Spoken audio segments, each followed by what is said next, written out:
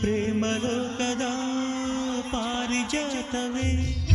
ಯಾಕೆ ನೀನು ಎದೆಯ ತುಂಬಿದೆ ನೀನು ಒಳಗಿರಲು ಮಲಗೋ ಮಾತಿಲ್ಲ ನೀನು ಒಳಗಿರಲು ಉಸಿರೇ ಬೇಕಿಲ್ಲ ನೀನು ಕನ್ನಡದ ಚಂದನದ ಕಂಪು ಕಸ್ತೂರಿ ಪ್ರೇಮಲೋಕದ ಪಾರಿಜಾತವೇ ಯಾಕೆ